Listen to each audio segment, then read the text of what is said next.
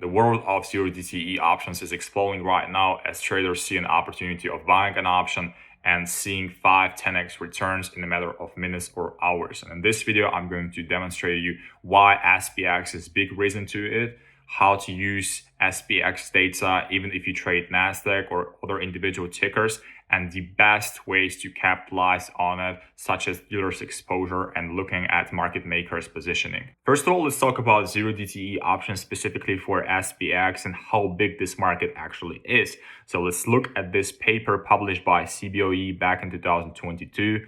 So the picture it paints is absolutely crazy. SPX volume measured in millions of contracts every single day, dominating index options market share with same day expiry, zero DTE, now making up the majority of SPX volume. So you can look at these numbers on the screen. It's around 65-70% of overall volume.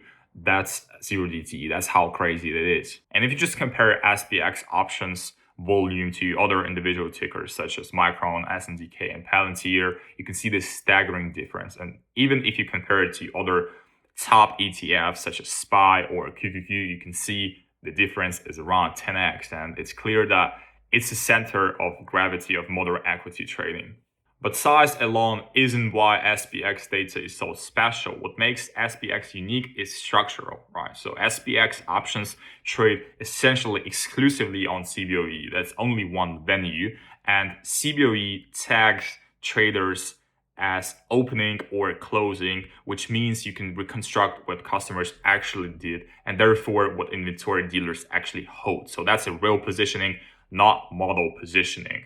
For every multi-listed product such as QQQ, SPY, single stocks, you face a trade-off we've covered before. So cross-exchange data is complete, but it's slightly assumed, right? So tagged data is real, but it's partial. So SPX is the one major index product where the trade-off disappears. Also on WIX, right? So two assets that are traded on CBOE, SPX and WIX, right? So the tag data is the book with near full coverage. You can see everything there, right? So combine that with who trades it, the deepest institutional hedging flows in the world, and you get something genuinely rare, the biggest dealer book in existence, and you can actually read it. That's why it's the first screen of my morning every single day.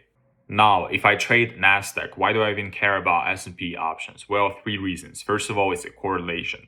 Look at the top holdings of both indices. The same handful of mega cap tech names dominate SPX and NDX. These are not two separate markets. A dealer hedging SPX exposure is trading the same stocks that drive NQ. Second is a spillover. When the SPX book forces large hedging flows, that pressure doesn't politely stay in ES. Index arbitrage and correlating hedging drag every index future along, NQ included, right? So this is how options law mechanics work. Third reason is regime, right? So the SPX dealer book sets the stability of the whole tape. When the book is long gamma and calm, dips get bought, rips get sold, and my levels hold the best. When it's short gamma, moves run, and the same NQ levels become acceleration zones. So I check SPX before I trust anything on my chart. That's usually my pre-market routine. But enough of theory, let's get straight to the tools that I use. Tool number 1, SPX gamma levels, right? So I want to focus on the positive side because that's where the support and resistance logic lives. And a strike carrying large positive dealer gamma below current price is not just the level. As price falls toward it, dealer hedging mechanically respond by buying. If you're not familiar with options law concepts, you should watch my other videos, but let's continue. The dip gets absorbed. This is just basics of it. Same logic goes for large positive gamma strikes above us. So they're going to act as a magnet and ceiling. So rallies grind into it and stall because hedging leans against the move. And here's the part that makes SPX levels different from the naive levels that we've built in other videos, because this is a tag data. Tool number 2, this is where SPX data stops being just better and starts being a different sport. Like it's a different beast, the gamma surface.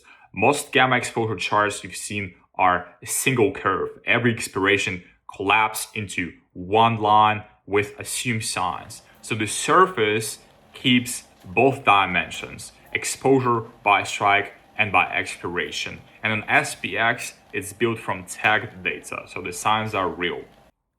So why does the expiration axis matter so much? Well, because gamma with different times to expiry is different gamma, right? So especially in 0 DTE, you can see that it fluctuates a lot, right? So throughout the day, it's going to change 50 different times, right? So, and it's going to be at its peak by the expiration, by the end of, trading session. So looking at gamma surface chart, you can just drag your cursor, at whatever strike, whatever time, and it's going to show you the exact number at this specific moment. So it's just absolutely crucial for your precision.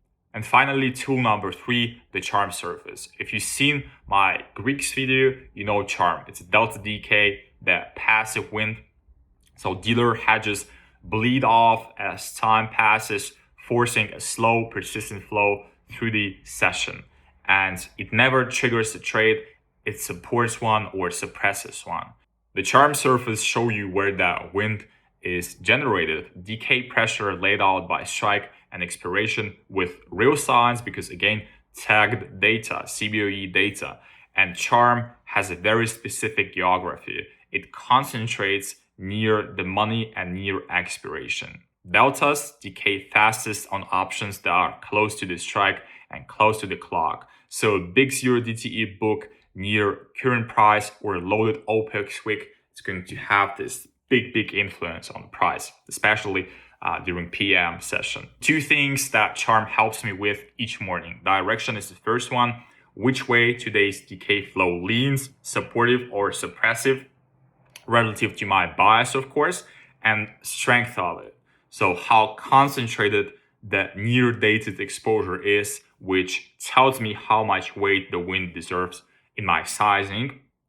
And the gamma surface shows me the walls, right? So the charm surface shows me the wind blowing between them. Together, that's the whole SPX picture. You want to combine those 2 surfaces. That's the whole edge. Here's how those tools compress into your morning routine. Step 1, gamma levels, especially positive nodes. This is where I'm going to be looking for support and resistance, and I'm going to show you how they work in a second. Step 2, the gamma surface. It's telling me about the current regime, whether I want to capitalize on continuations or I want to take some reversals. And step 3, the charm surface. So direction and strength of our trend. But now let's get to the actual trade example that I took on Tuesday. Also on Friday, I'm going to show a few examples. So let's read through my pre-market plan that I always drop on my Discord for free. So as you can see here, I said that positive gamma on both QQQ and SPX today. This is at least while thinking, because data is going to fluctuate a lot, and I'm going to show it to you a little later. So you can see that very bullish sentiment. No wonder, because it usually happens during recovery. We were during this recovery phase after we established this dip. We already reclaimed 7,600. Next target is 7,650. 30K contracts sitting there. Same playbook as yesterday. On QQQ, this would be 710, blah, blah, blah. By the way, IV tanked around 70% as of now on SPX. Tech is still chasing it, okay? Perfect. So we said that we reclaimed this 7,600 level, and our next target is going to be this 7,650, right? So we know that positive gamma is going to act as a magnet. Well, especially such big positive gamma. You see, this is the biggest strike on the whole book, and it has around 32,000 contracts here. You can validate this. Same thing on this customers board. So you can see this is huge exposure of this positive gamma here, huge positioning sitting there. So we understand that is definitely a point of interest for us. So it's going to act as a magnet. Well, then what we see here is that we were retesting this gamma peak, right? So these gamma peaks right here, they're going to act as support and resistance, right? That's one piece of data. Then you look at this is another piece of data. Then we already looked at the IV, right? So that's implied volatility. That's another piece of data.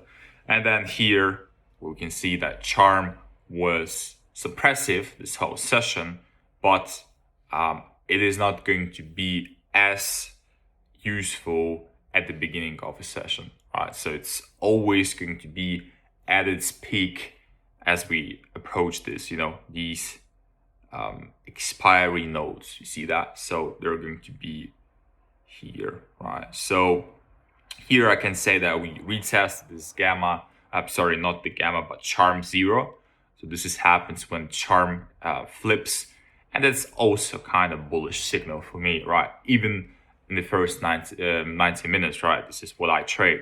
You can see that we were retesting this little line here. Same thing with gamma, and we understand that 7,650 is going to be our ultimate target here, inside of these whatever 20 minutes, right? So we opened very, very strong here, and I took this low trade on Nasdaq. So this is how I apply that, okay?